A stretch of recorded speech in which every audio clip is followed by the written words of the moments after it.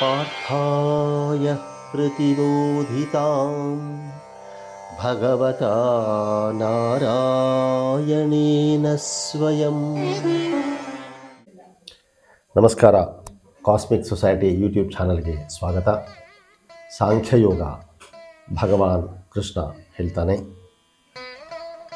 ದುಃಖೇಷ್ವನುದ್ವಿಗ್ನಮನಾಃ ಸುಖೇಷು ವಿಗತಸ್ಪೃಹಃ ವೀತರಾಗಭಯಕ್ರೋಧಃ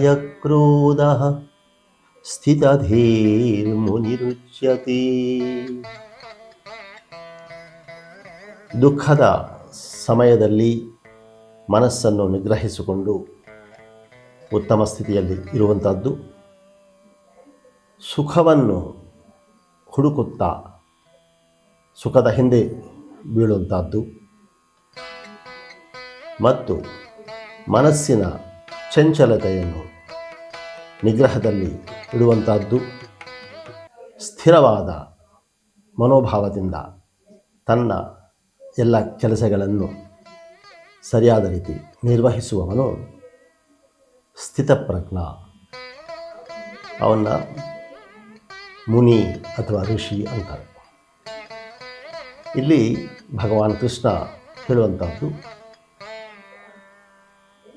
ಸಾಮಾನ್ಯವಾಗಿ ಒಬ್ಬ ವ್ಯಕ್ತಿ ತನ್ನ ಮನಸ್ಸಿನ ಸ್ಥಿತಿಯನ್ನು, ಉತ್ತಮ ಸ್ಥಿತಿಯನ್ನು ಕಳೆದುಕೊಂಡು ದುಃಖದಲ್ಲಿ ಮುಳುಗುವಂಥದ್ದು ಅಥವಾ ಸುಖದ ಅತಿರೇಕಕ್ಕೆ ಹೋಗಿ ಬಹಳ ಸಂತೋಷವಾಗಿರುವಂಥದ್ದು ಅನ್ನೋ ರೀತಿ ಒಂದು ಪರಿಸ್ಥಿತಿ, ಭಾವನೆ ಬರುತ್ತೆ. ಇದಕ್ಕೆ ಏನು, ಯಾವ ರೀತಿ ಇದರಿಂದ ಹೊರಗಡೆ ಬರಬೇಕು ಅಂತ ಹೇಳಿದ್ರೆ, ಒಂದು ಮನಸ್ಸಿನ ಒಂದು ಸಮತೋಲನ ಸ್ಥಿತಿ, ಸಮಚಿತ್ತತೆ ಅದಕ್ಕೆ ಬಹಳ ಅವಶ್ಯಕತೆ. ಸಮಚಿತ್ತತೆ ಹೇಗೆ ಸಾಧ್ಯತೆ ಇದೆ ಅಂದರೆ, ನಮಗೆ ಗೊತ್ತಿರೋದಕ್ಕೆ ಸಾಮಾನ್ಯವಾಗಿ ಮನುಷ್ಯರು ಒಂದು ಬೇರೆ ಬೇರೆ ಒಂದು ಮೆಂಟಲ್ ಕಾಂಪ್ಲೆಕ್ಸಸ್ ಅಂದರೆ ಮನಸ್ಸಿನ ಬೇರೆ ಬೇರೆ ಭಾವನೆಗಳಲ್ಲಿ ಇರುವಂಥದ್ದು. ಈಗ ಫಿಯರ್ ಕಾಂಪ್ಲೆಕ್ಸ್ ಅಂತಾರೆ, ಸುಪೀರಿಯಾರಿಟಿ ಕಾಂಪ್ಲೆಕ್ಸ್ ಅಂತಾರೆ, ಇನ್ಫೀರಿಯಾರಿಟಿ ಕಾಂಪ್ಲೆಕ್ಸ್ ಅಂತಾರೆ, ಅದೇ ರೀತಿ ಡಿಫೀಟಿಸ್ಟ್ ಕಾಂಪ್ಲೆಕ್ಸ್ ಅಂತಾರೆ.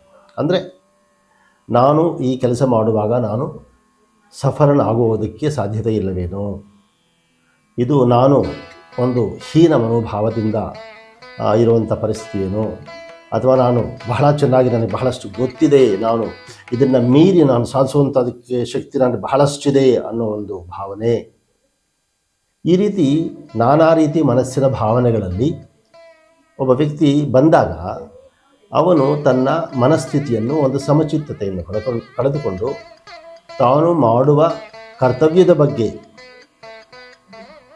ಮರೆತು ಅದರ ಫಲಾಪೇಕ್ಷೆಯಿಂದ ಈ ರೀತಿ ಮಾಡಿದ್ರೆ ಈ ರೀತಿ ಆಗುತ್ತೆ, ಈ ರೀತಿ ಮಾಡಿದ್ರೆ ಈ ರೀತಿ ಆಗುತ್ತೆ ಅನ್ನೋ ಭಾವನೆಯಿಂದ ಆ ಫಲ ಅಪೇಕ್ಷೆ ಕಡೆ ಹೋಗಿ ಕೆಲಸ ಮಾಡೋದಕ್ಕೆ ಮುಂಚೆನೇ ನೋವು ಅನುಭವಿಸುವಂಥದ್ದು, ಅಥವಾ ಅದರಲ್ಲಿ ಬರೋ ಫಲದಕ್ಕೆ ಸಿಗೋ ಫಲ ಸಿಗೋದಕ್ಕೆ ಮುಂಚೆನೇ ಬಹಳ ಸಂತೋಷವಾಗಿ ಎಕ್ಸೈಟ್ ಆಗಿ ಆ ರೀತಿ ಮಾಡಬೇಕು ಅನ್ನುವಂಥದ್ದು.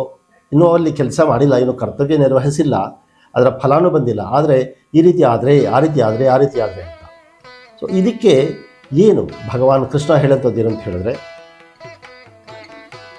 ಪ್ರತಿಯೊಬ್ಬರು ತಮ್ಮ ಮನಸ್ಸಿನ ಭಾವನೆ ಹೇಗಿರಬೇಕು ಅಂದರೆ ಒಂದು ವೈರಾಗ್ಯದ ಸ್ಥಿತಿ. ವೈರಾಗ್ಯ ಅಂದರೆ ಏನು? ವೈರಾಗ್ಯ ಅಂದರೆ ಸಾಮಾನ್ಯವಾಗಿ ನಾವೇನು ಅಂದ್ಕೊಳ್ತೀವಿ, ಏನೂ ಕೆಲಸ ಮಾಡಿದಿರ ಅದು ಇರೋವಂಥದ್ದು, ಅಥವಾ ಏನೂ ಅದಕ್ಕೂ ನನಗೂ ಸಂಬಂಧ ಇಲ್ಲ ಅನ್ನೋ ರೀತಿ ಒಂದು ಡಿಸ್ಪ್ಯಾಷನ್, ಏನೋ ಎಲ್ಲ ಮುಗಿದೋಯ್ತು, ನಾನು ಇನ್ನೇನು ಮಾಡೋ ಸ್ಥಿತಿಯಲ್ಲಿ ಇಲ್ಲ ಅಂತ. ಆ ರೀತಿ ಅಲ್ಲ ವೈರಾಗ್ಯ ಅಂದರೆ. ವೈರಾಗ್ಯ ಅಂದರೆ go beyond the colours. The mind should go beyond the colours. ಅಂದರೆ ಏನು? ಮನಸ್ಸು ಈ ರಂಗುಗಳ ಬಣ್ಣಗಳ ಪ್ರಪಂಚದಿಂದ, ಆ ಭಾವನೆಯಿಂದ ಮೀರಿ ಬರುವಂಥದ್ದು. ಅಂದರೆ ಅದು ಹೇಗೆ ಸಾಧ್ಯತೆ ಇದೆ? ಹಾಗಂದರೆ ಏನು? ನಾವು ಈ ಬಣ್ಣಗಳ ಪ್ರಪಂಚದಲ್ಲಿ ನಾವಿದ್ದಾಗ ನಾವು ಅದರಿಂದ ಹೇಗೆ ಹೊರಗಡೆ ಬರುವಂಥದ್ದು ಅಂದರೆ, ವೈರಾಗ್ಯ ಅಂದರೆ ಕೆಲಸ ಮಾಡುವುದು ಅಲ್ಲ ಅನ್ನೋ ಭಾವನೆ ಅಲ್ಲ. ಕರ್ತವ್ಯ ನಿರತನಾಗಬೇಕು, ಆದರೆ ಆ ಕರ್ತವ್ಯದ ಫಲಕ್ಕೆ ಅಂಟುಕೊಂಡು ಆ ಕರ್ತವ್ಯವನ್ನು ಮಾಡೋದು ಅಥವಾ ಅದರ ಬಗ್ಗೆ ಆಲೋಚನೆ ಮಾಡ್ತಾ ಮಾಡ್ತಾ ಕರ್ತವ್ಯವನ್ನು ಸರಿಯಾಗಿ ಮಾಡಿದಿರ ಇರೋಂಥ, ಅಂದರೆ ವೈರಾಗ್ಯ ಅಂದರೆ ನಿಜವಾದ ಅರ್ಥ ಏನಿಲ್ಲ ಬರುತ್ತೆ, ನಾವು ನಮ್ಮ ಕರ್ತವ್ಯವನ್ನು ಸರಿಯಾದ ರೀತಿ ಮಾಡಬೇಕು ಮತ್ತು ಆ ಒಂದು ಫಲ ಅಪೇಕ್ಷೆ ದೃಷ್ಟಿಯಿಂದ ಅಲ್ಲದೆ ನಮ್ಮ ಕರ್ತವ್ಯದ ದೃಷ್ಟಿಯಿಂದ, ಕರ್ತವ್ಯ ಜವಾಬ್ದಾರಿ ದೃಷ್ಟಿಯಿಂದ ಮಾಡುವಂಥದ್ದು, ಅದು ವೈರಾಗ್ಯ ಅಂತ ಅನಿಸುತ್ತೆ. ಸೊ ಇಲ್ಲಿ ಭಗವಾನ್ ಕೃಷ್ಣ ನಮಗೆ ಈ ಶ್ಲೋಕದಲ್ಲಿ ತಿಳಿಸೋದೇನಂತ ಹೇಳಿದ್ರೆ, ಒಂದು ಮನಸ್ಸಿನ ಸ್ಥಿತಿ ಸಮಚಿತ್ತತೆಯಿಂದ ಆ ವಿಷಯವನ್ನು, ಆ ಸ್ಥಿತಿಯನ್ನು, ಆ ಪರಿಸ್ಥಿತಿಯನ್ನು ಸರಿಯಾಗಿ ಅರ್ಥ ಮಾಡಿಕೊಂಡು ಅದನ್ನು ಸರಿಯಾದ ರೀತಿ ನಿಭಾಯಿಸಬೇಕು. ಹಾಗಾದರೆ ಹೇಗೆ ನಿಭಾಯಿಸೋದು ಅಂತ ಹೇಳಿದ್ರೆ, ಅದಕ್ಕೆ ನಮಗೆ ಗೊತ್ತಿರೋ ರೀತಿ ಬಹಳಷ್ಟು ಒಂದು ಪದ್ಧತಿಗಳಿವೆ.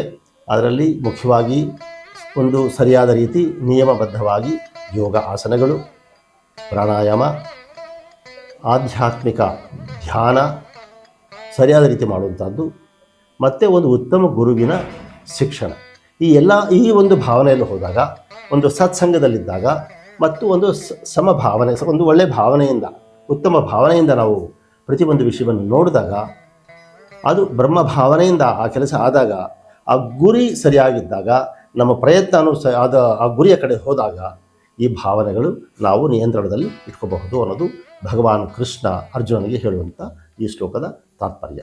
ಪುನಃ ಭೇಟಿಯಾಗೋಣ. ನಮಸ್ಕಾರ.